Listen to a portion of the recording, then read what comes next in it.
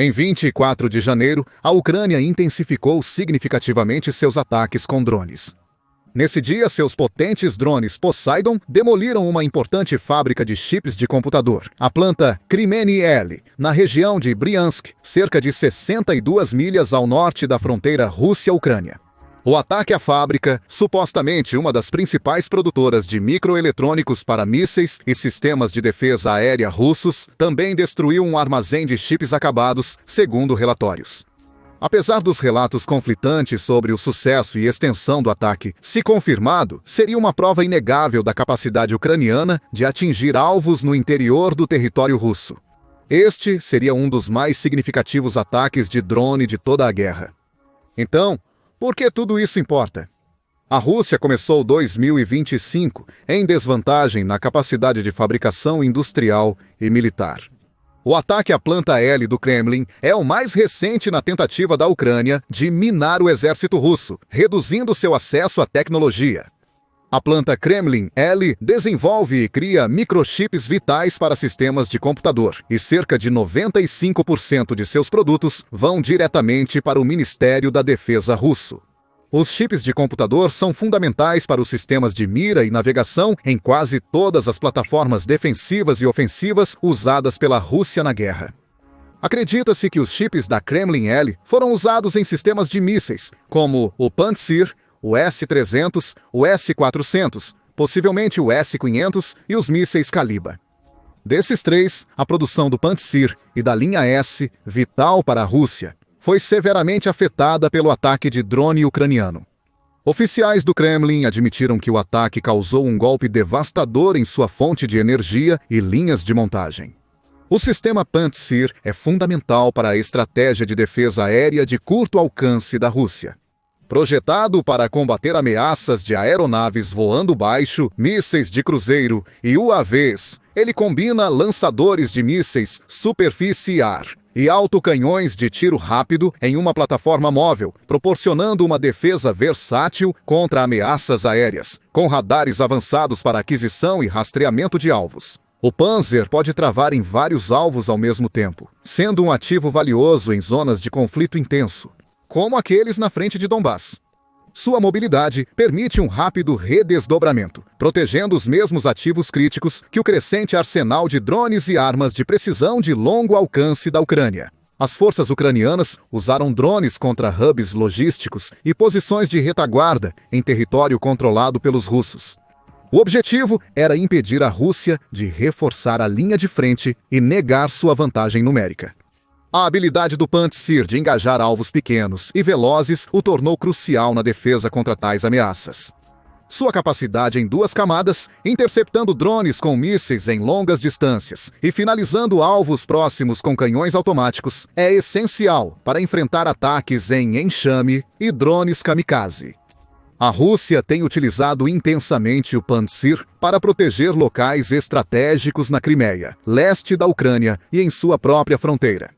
O posicionamento do sistema em torno de infraestruturas críticas, como aeródromos e depósitos de munição, mostra sua importância na proteção de ativos de alto valor contra a crescente frequência de ataques ucranianos. Apesar disso, o sistema tem lutado para acompanhar o grande volume e a adaptabilidade das táticas de drones ucranianos, indicando lacunas em seu desempenho sob pressão constante. O sistema também mostrou fraquezas ao enfrentar drones projetados para explorar suas vulnerabilidades de radar e direcionamento. Drones comerciais menores, modificados pela Ucrânia, às vezes conseguem evitar a detecção do Pantsir devido à sua mínima assinatura de radar. Isso obrigou a Rússia a adaptar suas estratégias defensivas, frequentemente combinando o Pantsir com outros sistemas para criar camadas sobrepostas de defesa aérea. Porém, essa estratégia dispersa os recursos, principalmente com a Ucrânia, ampliando o uso de armamentos de longo alcance da OTAN e drones nacionais com capacidade de atacar profundamente áreas controladas pela Rússia. Mas é aí que o S-500 entra em jogo. O S-500 Promet, o mais avançado sistema de mísseis antiaéreos da Rússia, é uma evolução significativa dos antecessores S-300 e S-400. Projetado para fornecer uma defesa aérea e de mísseis abrangente, O S-500 introduz tecnologias modernas e capacidades que expandem os limites da defesa aérea tradicional. O S-500, diferentemente de suas versões anteriores, é um sistema multicamadas capaz de enfrentar diversas ameaças, desde aeronaves convencionais e mísseis de cruzeiro até armas hipersônicas e ICBMs.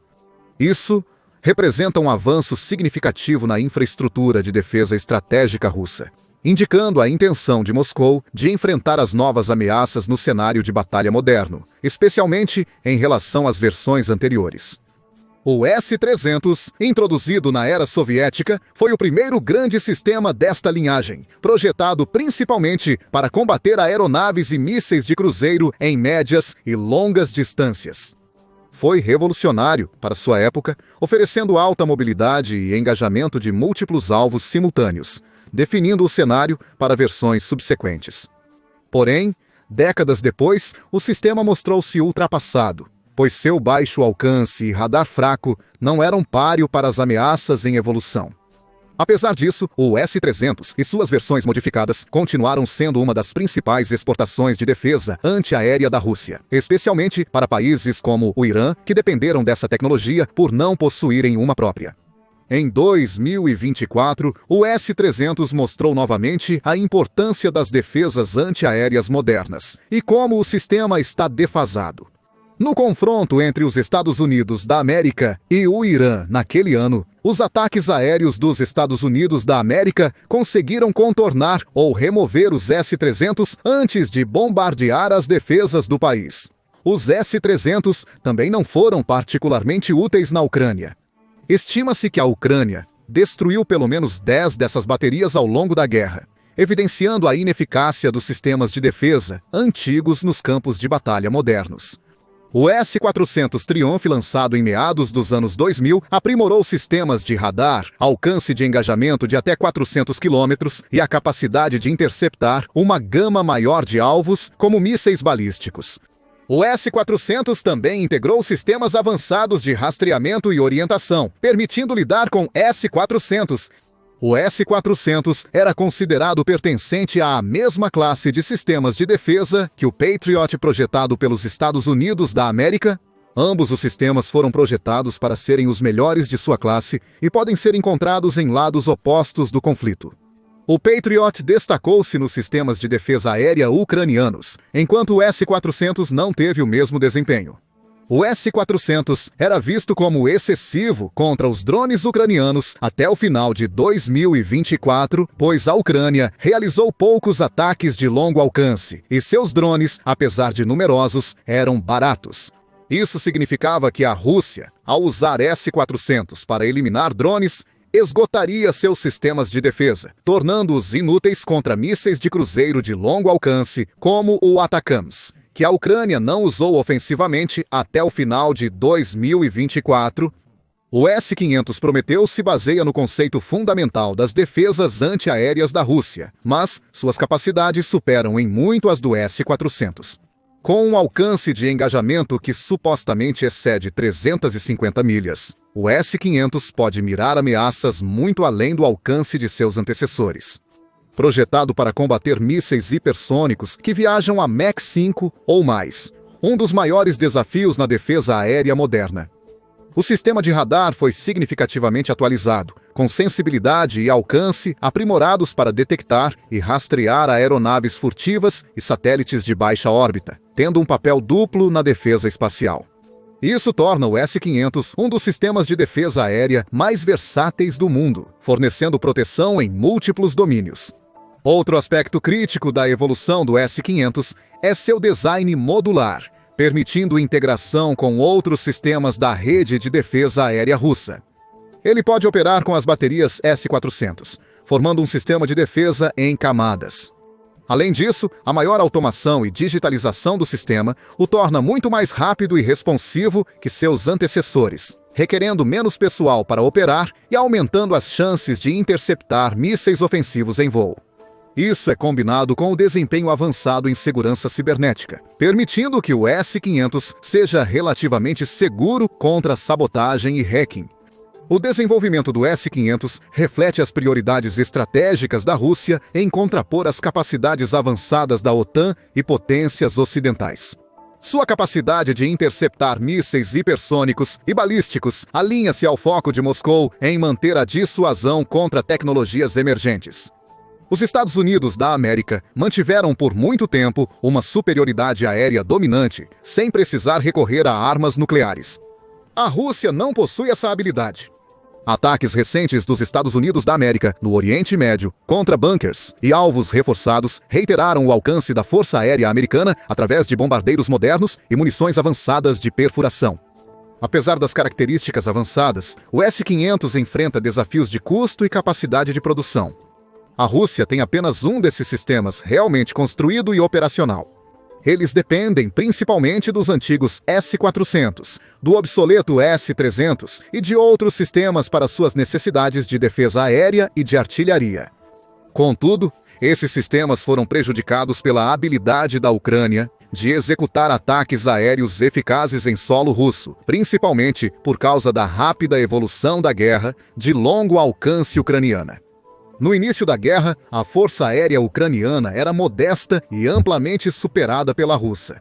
Porém, quando a Rússia cometeu erros estratégicos que prolongaram a guerra além do esperado, os sistemas de desenvolvimento militar da Ucrânia começaram a produzir drones cada vez mais competentes e poderosos para contrabalançar o avanço russo.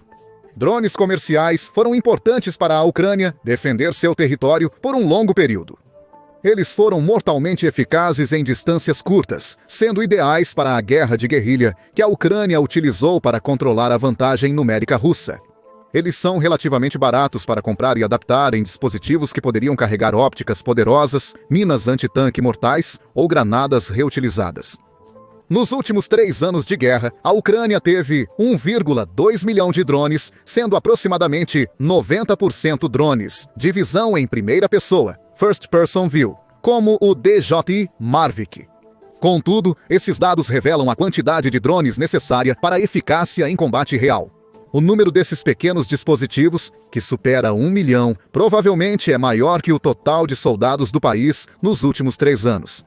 Algumas equipes operacionais de drones sugerem que entre 1 em 8 e 1 em 10 drones realmente conseguem alcançar ou lançar um ataque ao alvo pretendido. Se essa estatística se mantiver, os drones comerciais poderiam causar mais de 100 mil ataques. Devido à eficácia limitada dos drones comerciais em curtas distâncias, a Rússia está usando táticas como radar e interrupção de rede para combatê-los.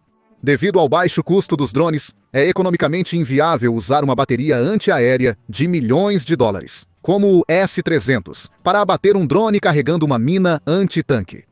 E os 10% restantes dos drones são exatamente os tipos que a Ucrânia conseguiu aperfeiçoar nos últimos anos.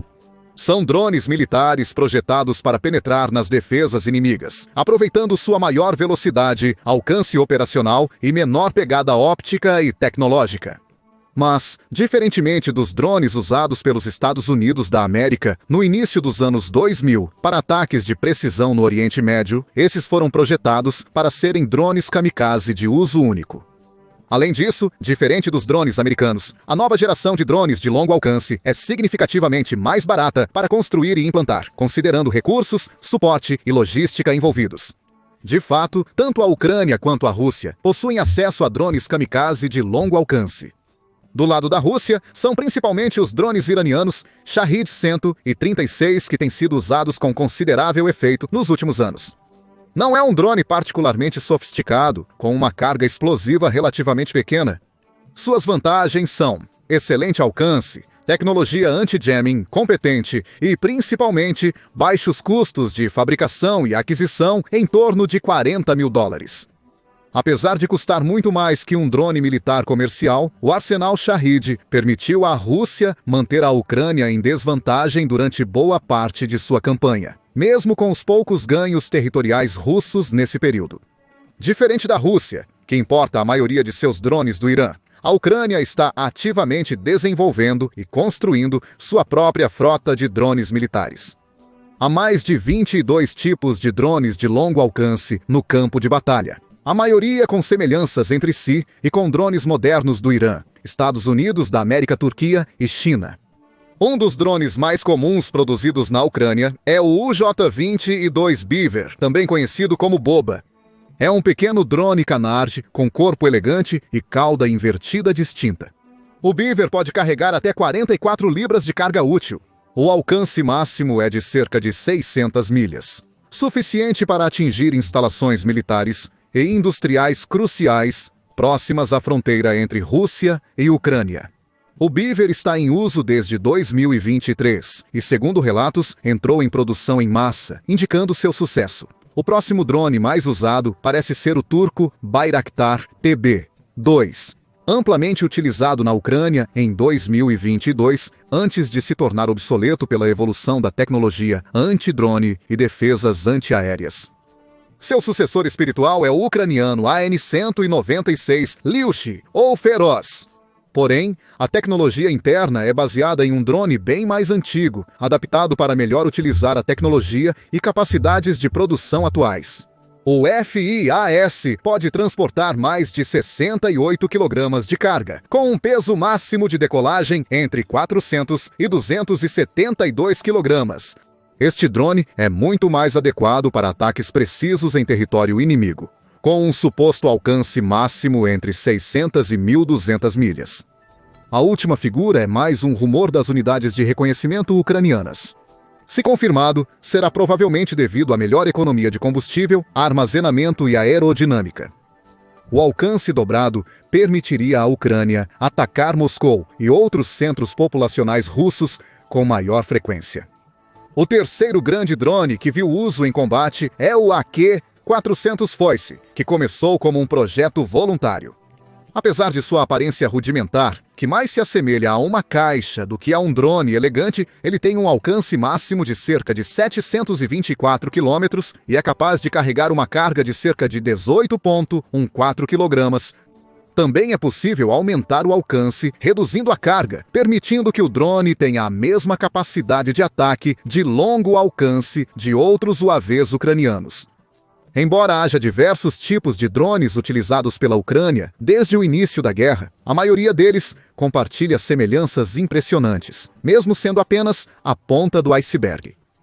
A vantagem mais significativa obtida pelos drones ucranianos é uma altitude operacional superior. Esses drones voam a alturas inacessíveis para defesas aéreas baseadas em autocanhões, descendo apenas próximo ao alvo em velocidades de centenas de milhas por hora. Isso os torna extremamente difíceis de combater por meios convencionais, obrigando a Rússia a recorrer a defesas antimísseis tradicionais na maior parte de seus esforços. Mesmo assim, a Rússia tem conseguido consistentemente abater a maioria dos drones que a Ucrânia envia contra eles. O ataque em 24 de janeiro começou com mais de 100 drones espalhados por 11 regiões, mas o Ministério da Defesa russo afirma ter neutralizado mais de 50 deles. A natureza conflitante dos relatos de testemunhas e a narrativa pouco confiável de alguns ataques pode impedir a determinação da real extensão do dano. Um ataque de drone foi comparado a vários. Relatórios indicam que ocorreram pelo menos 50 explosões nas áreas-alvo, sugerindo o enorme sucesso que os drones podem ter quando usados corretamente. Esses ataques de longo alcance não seriam possíveis sem outro tipo de drone de vigilância. E ao contrário dos drones kamikaze, os drones de vigilância podem operar por muito mais tempo e permanecer no ar, ou fazer trajetórias complexas e indiretas, que lhes permitem monitorar uma grande área para avaliação de alvos. Os drones de vigilância geralmente têm alcance menor que os kamikaze, usando sistema de posicionamento global e navegação por satélite para direcionamento de longo alcance. Inicialmente, os drones turcos Bayraktars eram usados para ataques, mas depois foram realocados para reconhecimento de longa distância e, em grande parte, substituídos por modelos mais modernos. Outro drone ucraniano é o Skyton Raybird 3, com alcance operacional de mais de 1.600 milhas e até 28 horas de voo, permitindo seu uso longe da fronteira, para buscar movimentos e operações inimigas. Devido à proximidade de grandes compostos estratégicos à frente de Donbass e à fronteira russo-ucraniana, os drones ucranianos não precisam ter um longo alcance operacional. O design inovador do Poseidon H-10 Mark III permite que ele opere em um alcance de até 13 mil pés, acima do que os sistemas convencionais de defesa e detecção antiaérea podem alcançar. O drone, com chassi resistente a baixas temperaturas e óptica com zoom de 40 vezes, é capaz de operar em condições de congelamento, transmitindo informações cruciais dos céus aos centros de comando da Ucrânia.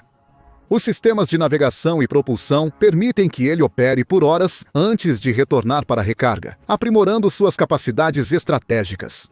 O alcance ilimitado do drone, de aproximadamente 144 km, indica que é principalmente utilizado para vigilância defensiva ou em conjunto com drones de ataque First Person View, próximos às linhas de frente. A capacidade de permanecer praticamente invisível para os equipamentos de detecção russos permite à Ucrânia um nível mais alto de negação de área. O aumento das capacidades ofensivas dos drones kamikaze, combinado com outros fatores, explica o impacto profundo que essas aeronaves tiveram ao longo dos 3 anos de guerra. O ritmo acelerado de desenvolvimento e fabricação de novos drones pela Ucrânia praticamente eliminou as vantagens numéricas da Rússia nas linhas de frente. Além disso, a Rússia tem uma grande desvantagem estratégica. A maioria de suas capacidades de produção e refino de petróleo está situada entre Moscou e Kiev. Isso os torna alvos perfeitos para constantes ataques de drones, como já vem ocorrendo nos últimos anos. Apesar da produção de petróleo e gás da Rússia permanecer praticamente inalterada, há um limite para o que pode ser alcançado apenas vendendo esses recursos para países como China e Índia. A Rússia está desperdiçando seus ganhos com o comércio de petróleo ao importar produtos petrolíferos, já que não consegue produzir internamente. Então, vamos combinar todos esses fatores. Drones permitiram que a Ucrânia atacasse a Rússia à distância, sem repercussões ou até mesmo detecção. Até agora, os principais alvos foram postos defensivos, bases militares e fábricas essenciais nas regiões fronteiriças com a Ucrânia. O resultado? Extrema incerteza sobre as defesas aéreas russas. Sem a capacidade de criar novos sistemas antiaéreos modernos, a Rússia pode começar a ficar realmente atrás da Ucrânia em termos de defesas aéreas. Isso permitiria à OTAN intervir com mais doações de equipamentos vitais e sistemas de longo alcance. Isso poderia inclinar o equilíbrio de poder a favor da Ucrânia apenas o tempo suficiente para que o progresso russo em Donbass revertesse o curso. Isso teria efeitos devastadores no moral e no potencial geopolítico da Rússia. A China, principal aliada da Rússia, aposta na vitória russa na guerra para obter benefícios geopolíticos e de recursos das terras ucranianas. Se a Rússia não conseguir se defender contra os ataques ucranianos, a China pode começar a reduzir o comércio com os russos para minimizar perdas. Isso poderia resultar em um efeito dominó, impedindo a Rússia de financiar seu esforço de guerra. O potencial da Rússia na guerra baseia-se principalmente em sua força percebida, tecnologia moderna, especialmente em sistemas defensivos e vantagens numéricas. Drones, como os usados em 24 de janeiro na planta L do Kremlin, são os grandes equalizadores desses 3 fatores. Qual sua opinião? Até onde a Ucrânia pode levar seus ataques de drones? Deixe-nos saber nos comentários. E obrigado por assistir. Confira! Ucrânia realizou algo inédito dentro da Rússia. Ou assista a este outro vídeo.